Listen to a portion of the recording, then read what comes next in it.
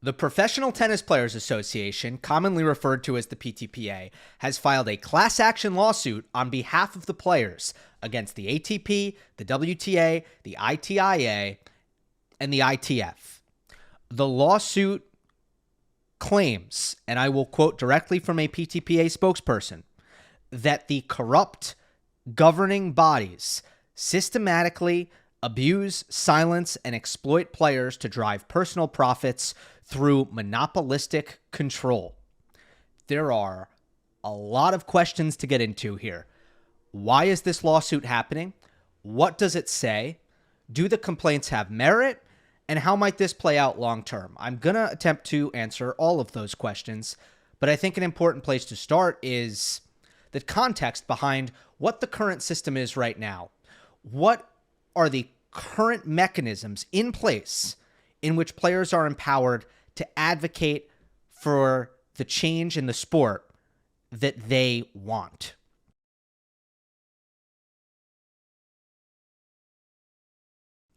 Well, like most companies, there is a board, and the board votes. It is 4 player reps, 4 tournament reps, and a chairman.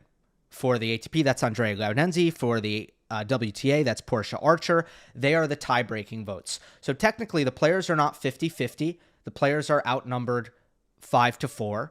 Technically, the tournaments are also outnumbered 5-4. That would be the other argument to claim that, if you want to make a claim that it's completely even. But the players do not have 50%, no matter how you slice it. And that power balance has always been of some concern to me, because without negotiation leverage, there is often going to be some level of exploitation somewhere, somehow, to varying degrees. I am generally in favor of unionization as a means to give athletes negotiating power. I think the system has worked incredibly well in American sports, the domestic leagues in the United States. I've seen it at play there. And there is a misconception out there that independent contractors cannot unionize. This is patently false. This is not true. Look at Hollywood, for example. Most folks who work in TV and film, these are not employees, but they are unionized. So the PTPA is suing. Why did this happen? This happened because this was their only card to play. In 5 years of existence, the PTPA was never able to meaningfully organize the players in a way that threatened the tour. This is not my opinion. This is just a fact. And because they couldn't organize the players, the tours did not take them seriously and did not give them a seat at the table. I'm not even sure they would take a meeting. The PTPA had zero negotiating power. They had zero means to pursue their goals in creating meaningful change in the structures of tennis. They were stuck. They just didn't have any cards to play, except for this one. And both Vasek Pospisil and leader Ahmad Nassar have admitted that litigation became their only path to disruption. They simply had no other option as an organization. This was it. A lot has been made about the list of plaintiffs. I won't read them all off, but they include Nick Kyrgios, Riley Opelka, Sorana Cirstea, JP Smith. And folks have come to conclusions about what the list of plaintiffs might mean for the validity of the case. And technically, that's not right, because the plaintiffs themselves and what their backgrounds are or what their personalities are actually have no bearing on the merits of the case.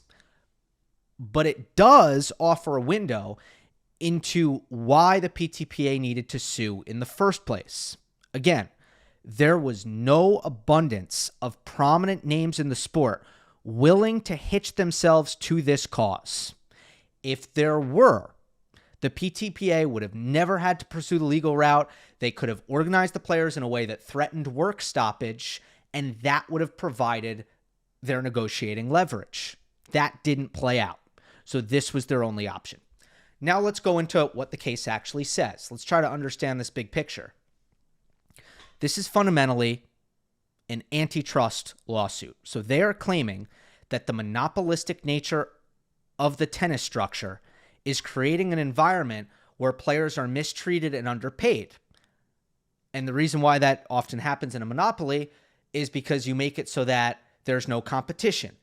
Therefore, you can mistreat and underpay your workers without consequence. There's no competition to give them better pay, better treatment, right? You wall everything off. No competition, no incentive to treat your workers right.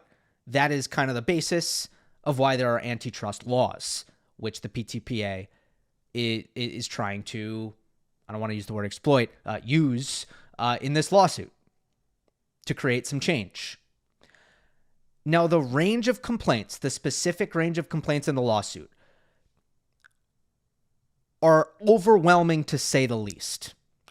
As if the strategy here, legally, was to throw hundreds and hundreds of darts at the board and hope some of them land. And I've seen a lot on social media, going point by point and trying to litigate it. If I analyzed the merits of all of the grievances in this lawsuit in depth, we would be here for hours. And I'm not saying nothing useful would come out of that, but I don't want to do that. I am intentionally not doing that. The most important thing to know is that this lawsuit attacks the foundational structure of tennis as we know it. The following systems are all under fire.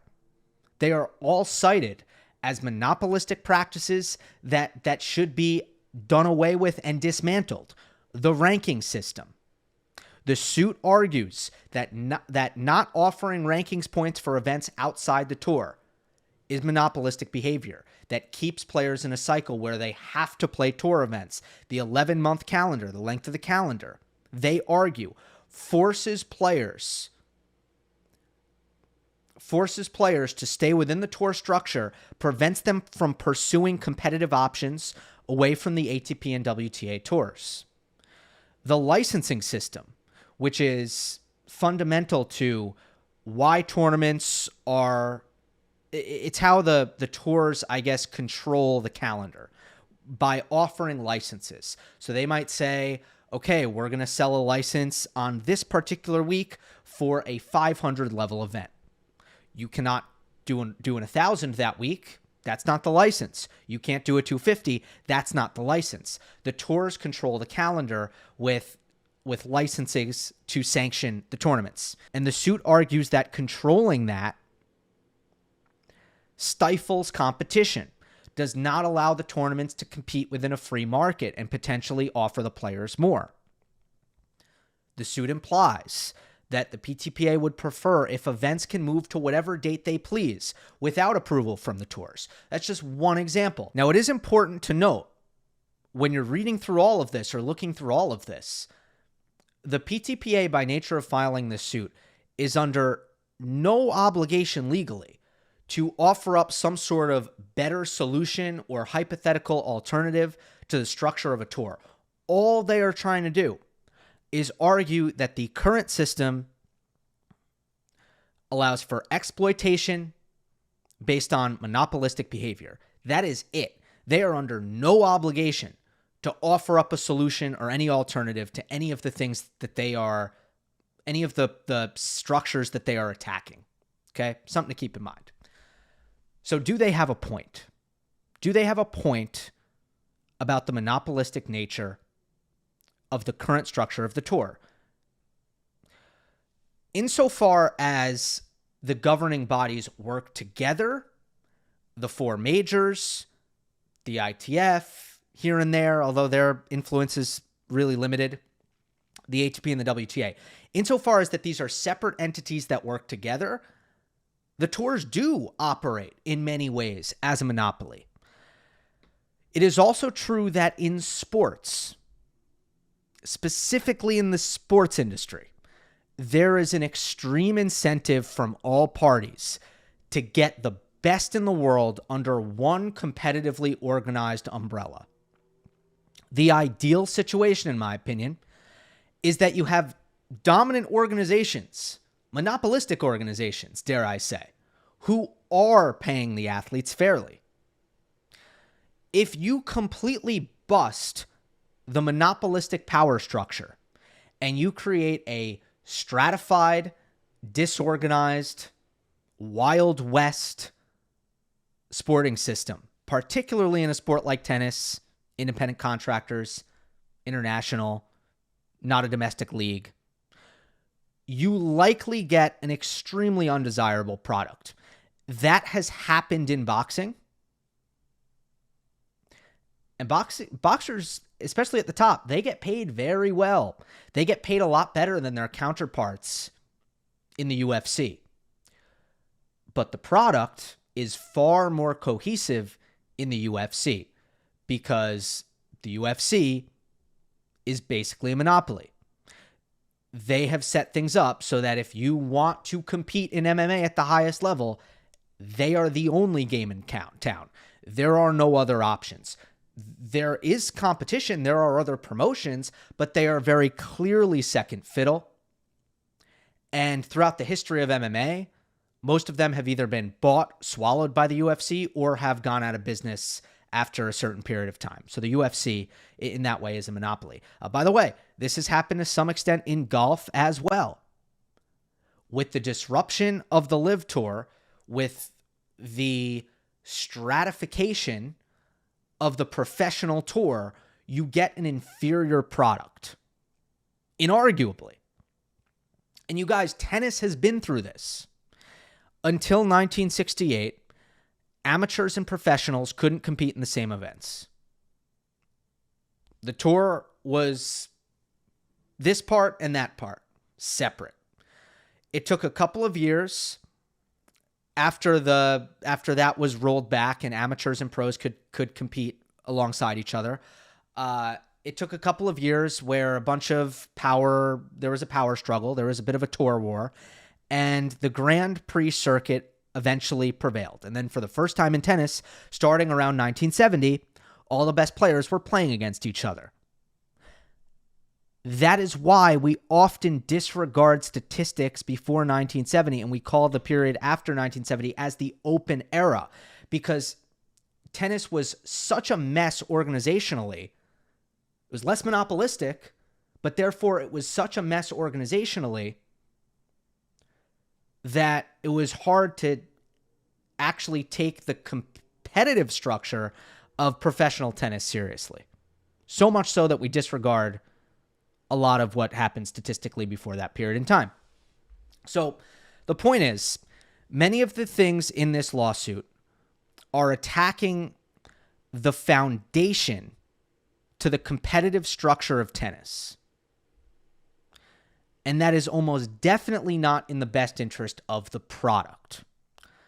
It also begs the question, who are they trying to help here? I think it's important to point out that a lot of these structures actually protect lower-ranked players, probably in some ways suppress the earning potential of the higher-ranked players, but protect the lower-ranked players, which is really the opposite of what the PTPA, the ideal that the PTPA was founded on. The PTPA originally positioned itself, at least publicly, as something that was going to, in large part, make it its sole mission to help lower-ranked players earn more. But many of the things that they're taking issue with would actually not help lower-ranked players. It helped the tier one. For example, shortening the schedule, bringing it down from 11 months. That is mainly a top 75 benefit. The lower-ranked players require the income of those extra months. The more strapped for cash you are, the more you need to earn, the more likely you are to actually need that 11-month earning period as opposed to a shorter earning period. Now, everybody would like to make as much as they currently make, only in less time. More money for less work, everybody's going to be behind that. But it's also not the reality of the entertainment industry. If you do less episodes, if you do less shows, if you do less movies, if you don't do the show as much, if you do less concerts, if you don't do the show as much, if you don't run it as much, you are simply taking away opportunities to earn, which is one of the things that players and everybody, I think, really needs to grapple with when it comes to the whole idea that we want a shorter calendar. Okay, but the argument from the PTPA is if we shorten the tour calendar, it will actually open up competition. Other players could come in and compete against the tours and potentially offer the players more. Well, what have we seen in the world of tennis exhibitions? So let's say you take away licensing structure, you shorten the calendar, you make it so that the rankings are, and this is like, I don't know even how this would work competitively. I don't know how you would make this fair. But let's say you open up the ranking system to include events outside of the regular tour. Let's just go there. Who gets invited to exhibitions? Who plays exhibitions? Players who draw. The top players do exhibitions. The lower ranked players do not. Sometimes if you're an extreme entertainer, if you're a Benoit Paire, if you're an Alexander Bublik, you might be more likely to be invited to an exhibition because people see you as entertaining. But the point is, Stray incoming, I apologize. I love this guy. He's got one of the best serves of any player who's 6 feet or under. Nobody is inviting James Duckworth to the exhibition. But James Duckworth, by nature of the ranking system, that is a meritocracy, he is guaranteed a place. As long as his ranking is good enough, he is guaranteed a place in the 4 majors.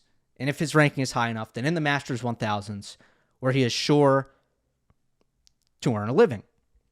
Now, if you stripped down all the guardrails and exposed the economics of tennis full stop, it would almost definitely reveal that it's the top players who are underpaid, and in fact, the lower ranked players who are subsidized. And I admit, this is speculation. I admit it. But it is speculation based on everything I've observed about how TV works, about how ticket sales work, about how traffic on the internet and social media works. So I think it's really instructive and really important to think about the structures that this lawsuit is attacking. Imagine those structures going away. And ask yourself, would that really benefit the world number 95? Important question, maybe not a clear-cut answer, but definitely one that needs to be asked in this case. There's one other part of the lawsuit that I want to scrutinize before I get to some of the reasons why I think it could be good. In reading the lawsuit, you will find many quote-unquote valid complaints that have already been addressed in recent years, or in other cases have long been considered policy, or in some cases are about to be addressed in the near future, regardless of this lawsuit. So for example, veterans receive exemptions for mandatory events. There are aspects of the lawsuit that take issue with the fact that players are forced to play the Masters 1000s under tour rules. Well, there are reasonable exemptions, and in practice, if players want to skip a mandatory event, they can simply make up an injury. Like, we all know that that is available to the players in practice. Might not be written in the rule. You may make up an injury, but come on, it can be done. Exhibitions. Players do not have an overarching non-compete clause as a member, or you're not even a member of the ATP and WTA Tour. As independent contractors, players are free to participate in any event they want.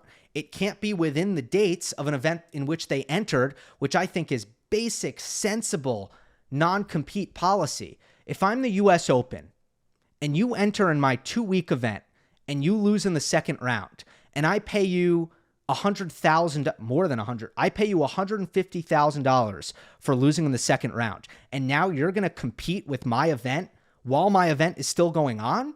What? Heck no. So the fact that you're not allowed to play an exhibition in the second week of a slam, for example, is just common sense. But in the larger picture, you are allowed to play in any event that you want. Players are not under exclusive deals with the tours, which is exactly why they can participate in events such as UTS, tiebreak 10s, Six Kings, and in the past World Team Tennis. Another point, Injured players receive a protected ranking so that they do not miss out on tournaments as a result of their injury. There is text in the lawsuit that takes issue with the ranking system framing injuries as a potential hazard in which you can no longer support yourself or get into the tournaments you want to get into because you were injured. In reality, there is policy in place to prevent that from happening. The balls. Ahmad Nassar loves to talk about the balls. The tours have committed already to standardizing the balls across the swings. It's going to take a year or two to work out all the deals and the specifics, but in fact, this has been worked on. This has been acknowledged as a problem. They are fixing it. They are fixing it already. The ATP this year introduced software that protects players from online abuse. Seems pretty great. The ATP last year introduced a baseline salary, making it so that players have a ground level figure that they are guaranteed to make at the end of the year no matter what. Again, they usually make way more than this, so it normally becomes irrelevant, but if you're top 100, your minimum is $300,000. If you're 101 to 175, your minimum is $200,000, and if you're 176 to 250, your minimum is $100,000. So all of these things are policies that the ATP, in some cases the WTA, have in place to benefit the players and protect the players from a lot of the things that the PTPA in this lawsuit are alleging the tours specifically do not protect players from. The WTA, they have committed to paying equal prize money despite making less than half the revenue that the ATP does in 2022 filings. So the prize money thing is complex, and I actually want to get into it right now. But if you're looking at the WTA and arguing that they underpay their players, the commitment that I think they have made, at least in relation to paying equal prize money despite being a far poorer organization, is pretty significant. Now, the most compelling and credible gripe that the players seem to have within this entire system is the profit share. The profit share in many leagues around the world, including the major U.S. domestic leagues, is 50-50. If the league makes a television deal, so if ESPN pays the league $100 billion over 8 years, the players are guaranteed to see $50 billion out of that $100 billion. That is how it works, 50-50. The PGA Tour, which is in a lot of ways a much better comparison to tennis, is estimated between 33 and 40%. So for tennis, it's a lot lower. For the slams, it's estimated to be around 15%. For the tours, I'm not really sure. I think, though, most people feel that it's a little bit higher than the slams. Despite the slams being able to, in total, pay more, they bring in more, which is how that works. In general, financial transparency could be a fantastic byproduct of this trial. I generally think trials are a great thing for truth and transparency. There is no lying in court. It's not allowed. It's punishable by law. There is very little room for hiding information in court. That's what is so great about court. An audit of financials in tennis to reveal whether or not players are getting a fair share, that sounds pretty good to me. That sounds healthy. That sounds informative. What is the cut of profit they are actually receiving? Are there things that they are not getting a cut of, which they should be getting a cut of? These are really great questions. There's no doubt about it. Unfortunately, I consider it extremely unlikely that we get a trial here. I want to read the last two paragraphs of a piece in The Athletic from Matthew Futterman, kind of summarizing what the future of this case hinges on. Okay, quote, "To achieve its aims, the PTPA will have to convince judges and regulators on 2 continents that the pillars that have held up professional tennis for decades, the ranking system, the tournaments, the amount of prize money they offer, and who can play them, violate the fundamental tenets of law unless players have an equal say in the sport's construction. Or it will have to convince the governing bodies of tennis that they don't want to find out what those judges will decide. The goal, the PTPA says, is not necessarily to have the courts create a new structure for the sport. Rather, it is to force its leaders to negotiate. That's huge. And that is not the words of journalist Matthew Futterman. He attributed this. He said the goal, the PTPA says, is not necessarily to dismantle the structure of tennis, but to force its leaders to negotiate. So the PTPA is already positioning for settlement by their own admission. And of course, that's also an attractive option for the defendants, as they would avoid disclosing financials, avoid having to disclose communications, and mitigate the risk completely by taking it out of a judge's hands. Remember where we started here. We started by saying the PTPA has not been allowed in the room up to this point. They have been completely shut out. But if the defendants want to settle, they will be forced to allow the PTPA into the room for negotiations. And that is what I think this is really about. I strongly believe that. Man, I would be stunned if this didn't end up being a settlement. And then the question becomes, well, how much leverage does the PTPA have in these negotiations, and what do they consider victory? I would strongly encourage looking into the UFC antitrust settlement of 2024, knowing that the UFC has very much reached monopoly status, as we've covered.